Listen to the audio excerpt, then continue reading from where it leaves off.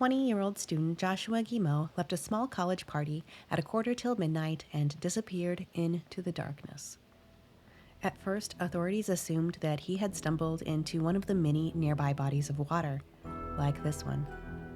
Surrounded by lakes and dense woodland, this isolated college campus has plenty of wet and swampy areas that could hide a body. But Josh wasn't just surrounded by wilderness here. He was also surrounded by predatory priests at a powerful institution set on covering up for decades of seemingly sanctioned sexual abuse. This is not some basic tale of two drunk walked into a lake. To the contrary, this case is full of crazy theories, conspiracies, and scandals. From serial killers to love triangles to predators haunting chat rooms, there are so many possibilities. But even with the many leads and the unbelievably massive amount of suspicious characters living here on this little college campus, investigators' focus stayed on the water. They ignored clues and left evidence unsecured. And now, 20 years later, we are still unsure of what happened to Joshua Guimond. Even though he had been drinking on the night of November 9th, 2002, friends insisted that Josh wasn't acting intoxicated. He hadn't even been at the party for an hour. They actually assumed he'd walked back to his dormitory and went to bed. He had a full day of meetings and schoolwork the next day. Josh was a dedicated, studious person with big plans for his life. The only child of Brian Guimond and Lisa Cheney, Joshua Guimond is described as charismatic, driven, and intelligent. He was a stellar student and very involved. In high school, he had been president of his class, the high school representative on the school board, and he had given the commencement speech at his high school graduation. People knew that Josh was going places. He was voted the student most likely to succeed. That year, Josh was a junior studying political science here at St. John's University, an all-male private Catholic college in central Minnesota. The St. John's University campus casts a complicated layer of suspicion across this whole story. The location of Josh's disappearance is both very beautiful and eerie. Deep in the woods, 5 miles from any town, this isolated place has been home to so much pain. St. John's is the largest Benedictine institution in the world. Sitting on 2,400 acres of woodland and lakes, it holds tight so many secrets. Decades of silenced sexual abuse perpetrated by monks, more than 100 credibly accused perpetrators, many in positions of authority at the university and at the prep school next door. That year that Josh disappeared, many things were being revealed to the public for the very first time. Names were being named. Pictures were being published. In late September of 2002, St. John's paid out a financial settlement to the victims of abuse by multiple monks that had occurred over many years. It made the front page of the Minneapolis Star-Tribune. It wasn't the money that upset Josh, but the cover-up. A culture of silence that bordered on acceptance that had enabled the abuse of literally hundreds of children and young men.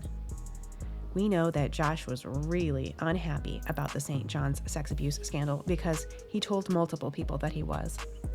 During the school's family weekend in October of that year, he told his mom, Lisa, that he was thinking of writing a paper about it. He told people from his mock trial team that he was looking into it.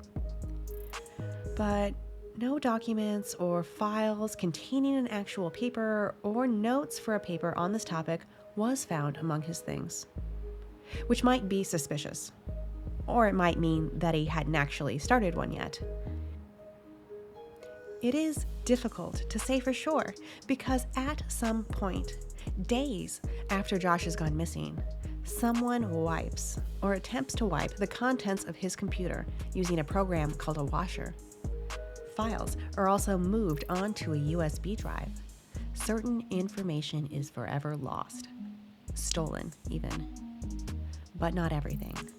some details remain, and some things have been recovered. The internet history on his computer did show that he had looked into the scandal. He had searched the words St. John's Abbey Statute of Limitations Conspiracy. And I want to be clear, there's no evidence that Josh himself was the victim of any monks on campus. But it has been long theorized that perhaps he went digging for information that someone didn't want him to find. Josh was good at research and doing well in his classes. He had high education and career aspirations. After an undergraduate degree at St. John's, he planned to attend law school in pursuit of a job in politics. Growing up, Josh had an inspirational mentor that was part of the Minnesota State Senate. He saw this life in public service and decided that he wanted to become a state senator too. Sometimes he called himself Senator Joshua. Several of his friends appeared on the show Unsolved Mysteries, and they said that he even had dreams of one day becoming president. Josh was good at public speaking and debate. He was also kind and encouraging. He was competitive and liked watching the show Jeopardy! His friend Greg described Josh as a brain. He had an answer for everything, Greg said. Still, Josh wasn't all hard work and studies. He was in many ways a typical young college student. He enjoyed fast cars and drinking beer. He liked making his friends laugh.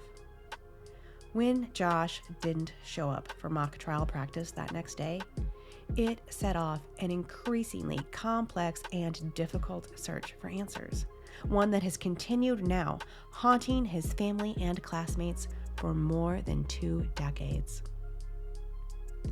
It may seem like an invasion of privacy, but I'm actually going to talk a bit about what Josh had and even didn't have on his computer when it was finally collected by detectives. Partially because of the suspicious removal of files, but partly also because law enforcement now believe that it may hold the secrets to cracking Josh's case. Just last year, that's 20 years after Josh was last seen, the Stearns County Sheriff's Office released these photos collected from Josh's PC. It is believed that they are profile photos from people that he interacted with online. Did Josh come across an internet predator hiding in the Yahoo Personals pages? In addition to looking into the abuse scandal, for most of October, the month leading up to his disappearance, Josh had been going into adult chat rooms and cam pages under a few various personas. The internet was still so new back in 2002.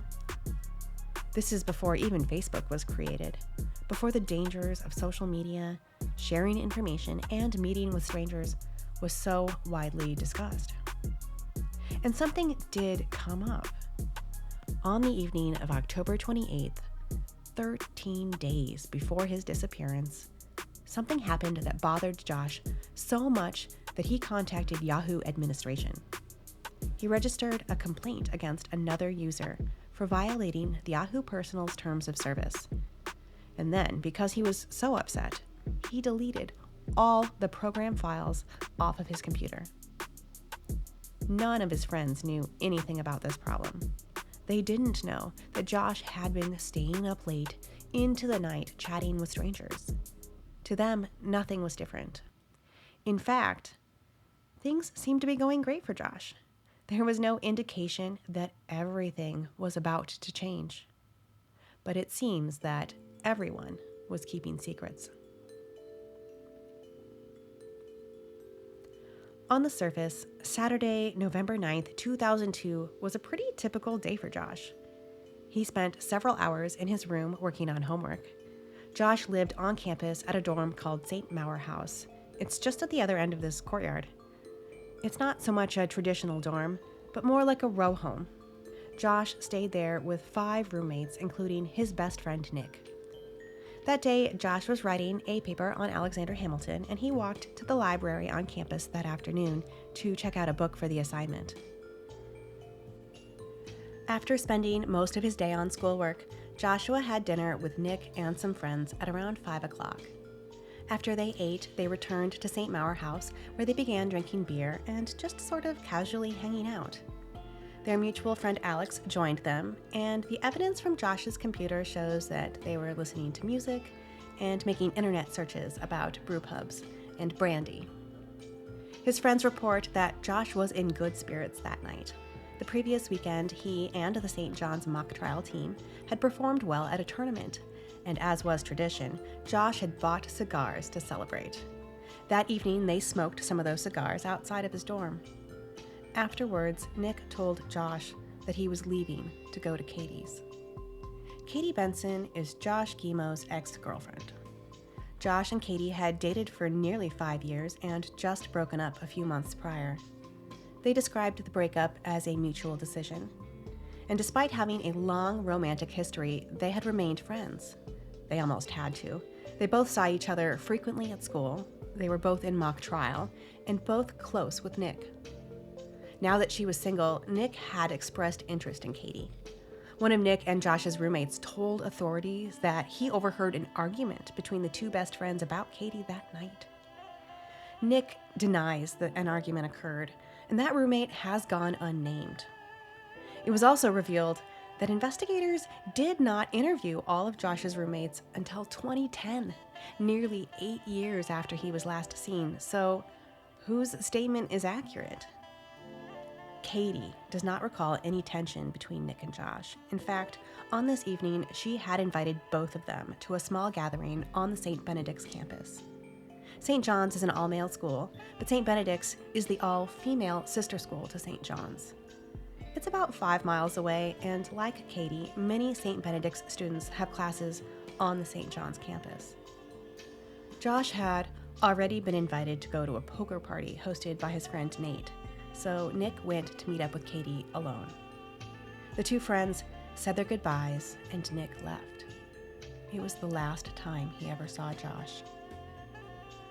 At about 10 p.m., a friend and former roommate of Josh's named Greg joined Josh and Alex at the Saint Maur House. They continued drinking and using the computer, looking up sports scores and funny websites. As it gets later, the timeline starts to get a little fuzzier. Again, this is 2002, before smartphones or Instagram. No one was posting time-stamped photos of the party to their social media. But they all agreed that sometime after 11 p.m., the group left to go to the party at Nate's apartment at 75 Metten Court. For the last time ever, Josh's campus badge is used to enter his dorm at 11:06 p.m. The unit at Saint Maur House could only be accessed with a key card, and all entries were recorded. It's around the time that everyone says that they were leaving. Was Josh badging someone else in, or going back up because he forgot something? Law enforcement thought maybe he went back up to his room for beer to take to Nate's party. We don't really know. But the friends do remember the walk to Metten Court with Josh. It's not a long walk. Just this way. Greg told media that everything seemed normal. He recalled, quote, "The whole walk down there, he was in a great mood."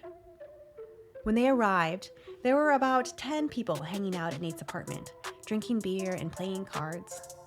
Josh knew most of the people there.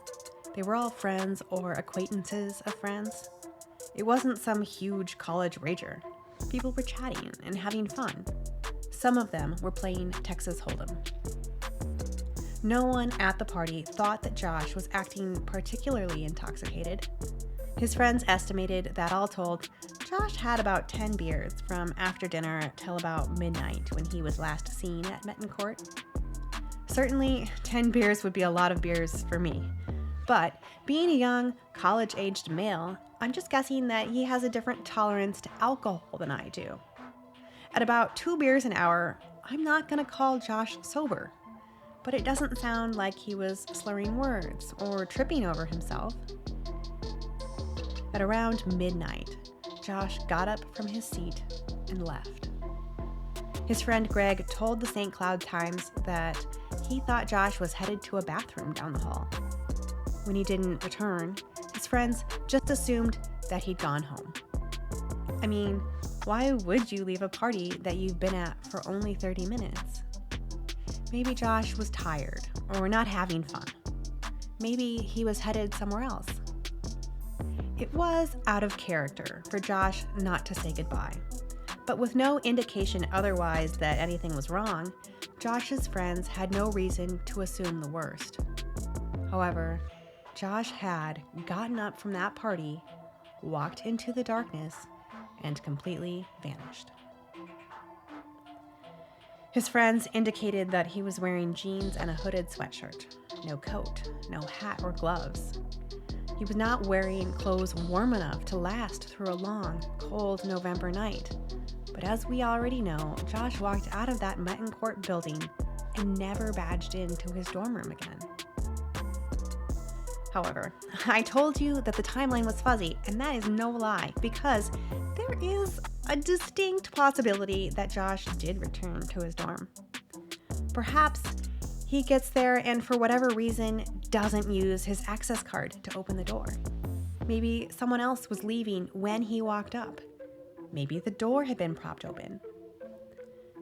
Evidence found on Josh's PC indicates that someone is sitting in front of the computer in Josh's dorm room from about midnight until 12:30 a.m.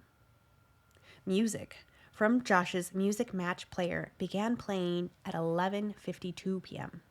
A song was skipped at 11:53, and the program appeared to be actively in use until 12:32 a.m. The evidence suggests that someone was there to manually press the play and skip buttons, though authorities do not believe that Josh was there at that time. Perhaps it was a roommate. Again, not all of Josh's roommates were interviewed during the critical early days of this investigation. And for quite a while, the leading theory from law enforcement was that Josh never made it back and had accidentally fallen in the water. To additionally complicate the timeline, there were 3 unconfirmed sightings of Josh at around the same time, outside, close to where we are now. One witness, who according to publications knew Josh well, reported that they saw Josh walking at 11:57 p.m. on a path near a dumpster by Metten Court. Another student believed that they may have seen Josh walking towards the bus stop just up this road, not even half a mile from here. Finally, there were 2 students, a couple who were walking to a party in Flyntown, the northern residential area of campus that includes Metten Court. They believed that they saw Josh, or a person resembling Josh, crossing this stone bridge between midnight and 12:30 a.m. The man was wearing a hooded sweatshirt and blue jeans, just like Josh was. He was walking in the direction of Central Campus and Josh's dorm. The couple do not report seeing any other people or vehicles near the man, only that he was there on the bridge and then he was gone. Josh's friend and roommate Nick returned from Katie's dorm at St. Benedict's at 2:45 in the morning. His room was directly across from Josh's, and Nick recalls that Josh was not in the room, but that his TV had been left on. Nick assumes that Josh is still out at the poker party, and he heads to bed. When the sun rises the next morning, Josh is still not in his bed. Nick gets online and sees that Josh has been idle on AIM, the AOL Instant Messenger, an incredibly popular chat program at the time, similar to Slack or Facebook Messenger. And this is out of the ordinary. Nick messages several friends to ask if they know where Josh is, but no one does. As president of the Pre-Law Society, Nick knew that Josh, the treasurer, had a meeting early Sunday afternoon with a student senate rep about a budget request. When Josh missed that meeting, it was a red flag. Then, at 2:30, he missed mock trial practice. This is an even bigger red flag. Mock trial was a huge priority for Josh. His friends began to search the campus, and at approximately 4:20 that afternoon, they walked to the campus security office to report Josh missing. It was not even early evening yet, but the sun was already beginning to set, and the darkness made their search difficult. At 10:30 that night, the St. John's Dean of Students called Josh's mom, Lisa, to tell her that her son was missing. He asked her to call the police, and shortly after midnight, Stearns County Sheriff's deputies arrived.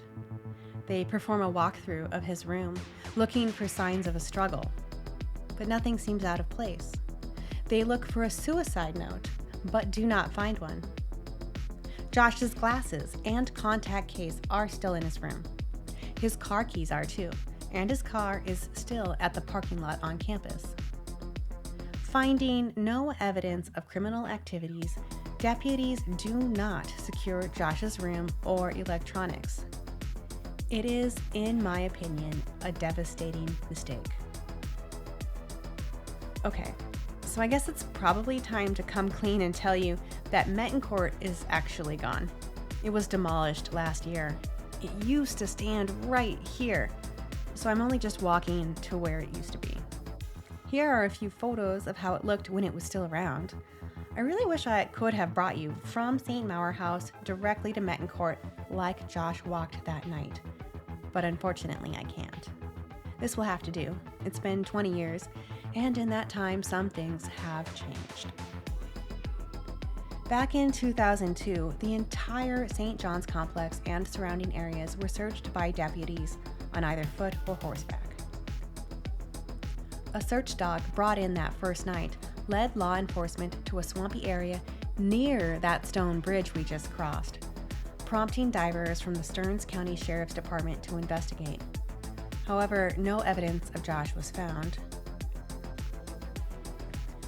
A helicopter sent by the Minnesota State Patrol searched the woods surrounding the campus, and a statewide alert was sent, informing the public of the missing student. On Tuesday, November 12th, authorities turned down volunteers from Maple Lake High School, where Josh is from, telling them that only prayers were needed at this time. But the next day, they do accept assistance from the Minnesota National Guard. National Guard troops methodically searched a 16-square-mile area surrounding campus, including swamps and woods. Some soldiers stated that the terrain they searched was so dense and remote that it would have been difficult for anyone to get there in the first place. One of the horses used in the search sank in the swampy water up to its chest in muck. While the horse is rescued, the sheriff publicly speculated that the same thing may have happened to Josh.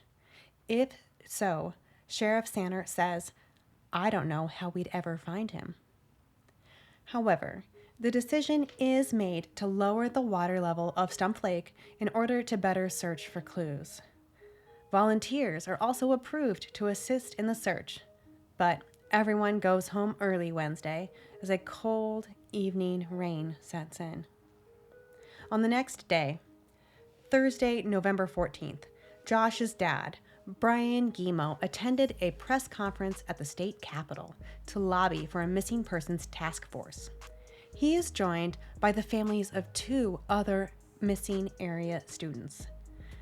The cases of Chris Jenkins and Michael Knoll share a lot of similarities to Josh's case. Chris Jenkins was a 21-year-old University of Minnesota student that went missing Halloween night, 9 days before Josh was last seen. Michael Knoll was a University of Wisconsin student last seen November 6th, celebrating his 22nd birthday. 3 students gone in under 10 days. All 3 men had been last seen late at night consuming alcohol. Their families worked together while looking for their missing sons, lobbying for help and getting the word out. The similarities of the 3 cases are enough to catch the attention of the FBI, who investigates for links between the missing men. But no connections are ever uncovered. Still, speculation and rumor run rampant. Might there be a serial killer stalking college-aged men across the upper Midwest? When he leaves the State House that day, Brian does not go home to Maple Lake. He drives the 90 miles from St. Paul to St. John's University, where he has been staying with Josh's uncle. He's been there looking for his son day in and day out, staying in Josh's dorm room. He uses this time in Josh's dorm to brainstorm possibilities with Josh's roommates. "It ain't easy," Brian said. "You don't get much sleep, but at least you're with his friends." He publicly asks that anyone within 200 miles of the St. John's campus search their basements, their land, and outbuildings for his son. It is not until this day, 4 days after they had first entered his dorm, that the sheriff's department takes possession of Josh's computer. We now know that in that time, his PC was often unattended but accessible by many. We know that files were moved to a USB, and an internet washer was used to clean out several hidden Microsoft folders that stored cookies, images, and data. Who would have compromised the investigation in this way? Paul Guimond, Josh's uncle, had been staying in Josh's dorm room with Josh's dad, Brian. One of Josh's roommates, Adam, had shared his university login details with the two so that they could access the internet on Josh's computer. Paul recalls checking his email and searching for media online about his missing nephew. He says that he did not download the Internet Washer program and wouldn't have even known what it was at the time. Yet, the timeline of internet history does seem to implicate Paul in this destructive activity. His email is checked between searches for the Washer program and its installation and use on the PC. Perhaps he believed that he was covering for Josh or keeping his reputation clear. Maybe it was another person, either in the room with Paul or posing as him, someone with a motive to remove something, like information that exposed the monks on campus or evidence of illegal activity. Josh's father, Brian, revealed in a 2005 letter to Minnesota Attorney General Mike Hatch that Josh's computer had contained evidence of illegal activity. Several fake IDs were uncovered in an Adobe file. Now, it wasn't a lot of IDs, and it sounds like they weren't very good fakes, but surely it's something that Josh and his friends wouldn't have wanted authorities to find. Interestingly, the person who cleaned data off the computer did not target this file. Also, while Josh was only 20 years old when he disappeared, and not yet old enough to purchase alcohol, a fake ID with his image was not found. Josh's father additionally alleges that there was evidence of a narcotics business found. He describes confronting friends Greg, Alex, Nate, and Katie in March of 2004. While they have nothing to say in response to his accusation, he writes in the letter that it is apparent that they knew what I was talking about. Could his own friends have had something to do with his mysterious disappearance? Josh's mother told Unsolved Mysteries producers that she suspects that Josh died at the poker party that night. Perhaps it was an accident. She thinks the other students could have collaborated to cover up his death by hiding his body. Police took approximately 2.5 weeks to interview Josh's friends and the attendees of Nate's poker party. And these interviews do uncover at least one possible wrinkle in the timeline that night. Katie told authorities that Nick left her place at St. Benedict's at about 1:30 in the morning. But he doesn't key in to the Saint Maur House at St. John's until after 2:40, more than an hour later. Now, this may be attributed to a simple misunderstanding on Katie's part. It was, after all, very late at night. But it did throw suspicion on Nick, who also declined a polygraph exam. Declining the polygraph exam is probably just a smart move from a future lawyer, but it does nothing to fight the suspicions and rumors of his involvement. Despite all this, Josh's friends continue to work together to bring awareness to Josh's case. They post flyers and start a reward fund by selling buttons. They start a website and make ribbons. Their bright yellow color stands out against the increasingly cold and gray Minnesota landscape. His family isn't giving up either. 2 weeks after Josh was reported missing, approximately 100 volunteers organized by his family combed the woods around St. John's campus. But again, nothing of importance is recovered. Also that week, the Stearns County Sheriff's Department reports that no evidence of Josh had been found during the sonar search of Stump Lake. Unsurprisingly, there has not been any use of Josh's credit cards. His wallet had been found in his room. Josh's parents celebrate Thanksgiving without him. His father calls it the saddest Thanksgiving ever, telling St. Cloud Times reporter Michelle Tan that no matter what you're trying to do or think of, your mind always goes back to where's Josh. That December, a $5,000 reward for information was announced. Much of the search for Josh at St. John's is on hold through the cold and frozen Minnesota winter. Law enforcement strongly suspect that Josh entered the water and believe that his body will surface when the lakes thaw in the spring.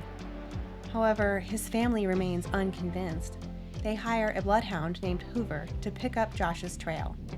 This new dog traces Josh's scent from Metten Court to the bridge at Stump Lake, then to the apartment at Saint Maur's, and then through the campus to the Abbey. At this point, the group is denied entrance to the Abbey and is asked to leave campus. It is the start of a long and public conflict between Josh Guimond's family, St. John's, and law enforcement. A week later, Josh's family returns again with Hoover and are allowed inside the massive Abbey. The dog appears to pick up Josh's scent in the Abbey at the back and follows it out to the boathouse and then on to Lake Sagatugan. Funds raised by friends and family were used to purchase an underwater camera, and they drilled holes in the ice to look for evidence, though none was found. As winter turns to spring, Minnesota's thousands of lakes begin to thaw. Between February and March, the bodies of both other missing college students, Chris Jenkins and Michael Knoll, are recovered. Both are found in bodies of water near where they went missing. Chris Jenkins is discovered in the Mississippi River near downtown Minneapolis, and Michael Knoll is found in Half Moon Lake in Eau Claire, Wisconsin. Suspiciously, Hoover the dog's handler had also reported finding the scent of Chris Jenkins in the St. John's Abbey, despite the fact that he had gone missing 75 miles away.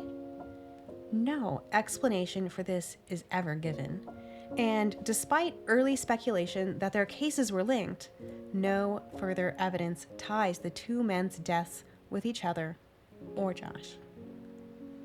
Additional searches of Stump Lake and East Gemini Lake, the two lakes by the bridge in Metten Court, are conducted by the Sheriff's Department throughout April with no success. Frustrated, the Guimond family requests assistance from the Trident Foundation, a nonprofit well known for their diving and search skills. However, the authorities at St. John's tell them that they must wait until after graduation.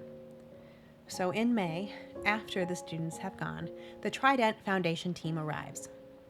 Using special sonar techniques and making multiple passes, they definitively clear all 3 lakes on campus. The Trident Foundation has never cleared a lake and later had a body discovered. That June, Josh's family receives a letter from St. John's stating that the Stearns County Sheriff's Department had satisfactorily completed their search of the property and has no future plans for searches. A feeling of hopelessness is setting in. Josh's mom, Lisa, said, "It's hard to cope with the unknown, and we don't really know anything for sure." And that's the sad thing. There are still no leads, no concrete evidence that I know of. By that summer, both of Josh's parents tell the media that their relationship with Stearns County investigators is strained. Josh's mother says that she only communicates with the sheriff via email. Josh's dad doesn't call investigators at all. "I told them from day one he was grabbed," Brian said. "They keep saying, 'No, he's in the lake.' They're still saying the same thing today." In fact, when Stearns County Sheriff John Sanner could not find Josh's body, he suggested that perhaps it had been wholly consumed by snapping turtles or a sinkhole. But both of these ideas were deemed pretty much impossible by area experts. The Catholic campus was not immune to crime. In his podcast, Simply Vanished, Josh Newville discusses a terrifying event that occurred here on the St. John's campus the same month that Josh Guimond went missing. An anonymous student who he calls Anthony encountered a vehicle full of men while walking back from a party in Flinttown, the same area where Metten Court used to be. This vehicle, either a truck or an SUV, pulled up beside Anthony while he was walking, and one of the occupants told him that someone had been hurt or killed at the Stone Bridge crossing. They told Anthony that they could give him a ride so that he could get home safely. Concerned and convinced, Anthony climbs into the vehicle, but instead of driving him to his dorm, they take him to a remote and swampy area and demand oral sex. They tell him that he must pay the price of the ride. Anthony bolts from the vehicle and is chased by all four men into the woods. Thankfully, he escapes, but the proximity to Josh is concerning. Could he have been a victim of something similar? That fall, after one whole year without Josh, Brian attends one of the university's home football games. He brings a sign reading, "Where's Josh?" He believes that investigators aren't doing enough to find his son, and neither is the university. Brian feels that the staff at St. John's is working only to protect their reputation and that they are calling the shots with Stearns County authorities. His letter to Attorney General Mike Hatch alleges a cover-up where facts of the official investigation have been ignored and disregarded. Everyone is at odds. By the summer of 2004, tensions had grown so high that the university accuses Brian Guimond of harassing students, and he is prohibited from coming to campus without an escort. The reaction from St. John's is one of many things that frustrates Brian, but there's a lot to be frustrated about in this case. Despite having no concrete evidence, there are just so many theories and rumors about what may have happened. Just to recap, we have discussed the possibility that impaired by alcohol, he wandered into water. Reports of attempted kidnapping events in the area, like what happened to anonymous Anthony in that SUV. A potential serial killer targeting impaired young college men. A party accident covered up by friends. A love triangle in which his best friend and his ex-girlfriend are each other's inconsistent alibis that night. His desire to criticize and denounce the sex abuse scandal on campus, which would have angered a number of campus staff and residents. And I have to include a note here about Father Tom Andert, who had been credibly accused of abuse starting in the 1970s, but remained on staff at St. John's until 2015. This was sadly quite common on campus. Father Andert was resident advisor at Metten Court at the time that Josh was last seen. Okay, also, illegal activity in the form of fake IDs and unspecified narcotics distribution. At least one concerning interaction with a person online that prompted Josh to remove the Yahoo chat program from his computer.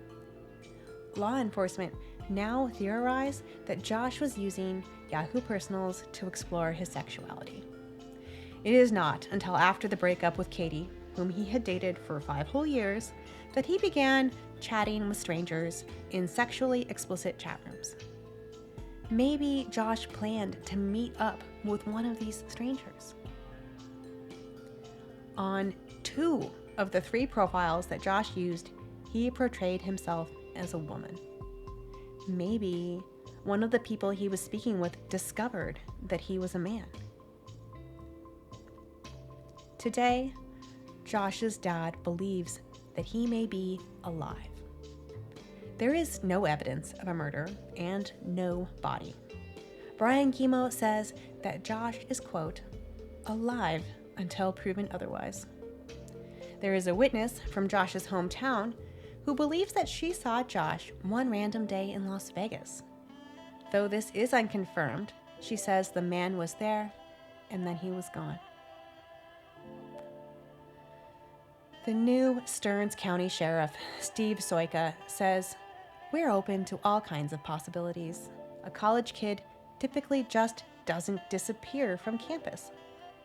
He's hopeful that the case can be solved, but admits that as more time passes, it does get more challenging. It makes me wonder why they waited so long to release the images found on Josh's computer. Memories and recollection fade, and even though every image released is of a man, Josh had gone to chat rooms geared towards men and women, and had seemed particularly interested in communicating with heterosexual couples.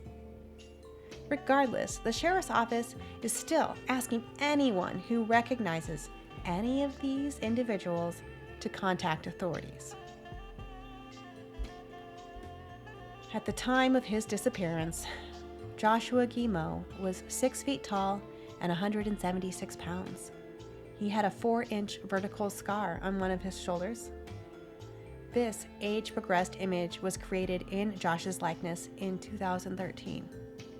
He was last seen wearing blue jeans and a gray SJU sweatshirt.